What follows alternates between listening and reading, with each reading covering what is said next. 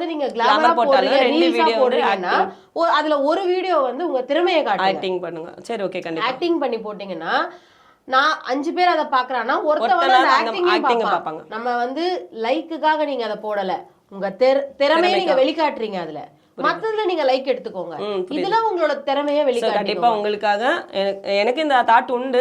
But அதையும் தாண்டி அந்த நம்ம மனசுன்னு ஒண்ணு இருக்குல்ல, ஆல்ரெடி வந்து இரிட்டேட் பண்ணிட்டாங்க. இல்ல இப்போ நீங்க 10 கம்பெனி போறீங்கன்னா 10 கம்பெனிலுமே உங்களுக்கு வாய்ப்பு கிடைச்சிராது. இல்ல ஏதாவது ஒண்ணுதான், அதுல ஏதாவது 2 வாய்ப்பு கிடைச்சா பெரிய விஷயம். கண்டிப்பா. அப்போ ஒரு 5 ரீல் போடுறீங்கன்னா ஒண்ணு பெஸ்ட். ஓகே ஆயிட்டு போகுது. என்ன இருக்கு இன்னொன்னு அத ஃபெயிலியர்னு ஏன் நினைக்கணும்? இப்பனா இல்ல அது ஃபெயிலியர் இல்லங்க, நீங்க சொன்ன மாதிரி எல்லா மனசும் ஏத்துக்குது.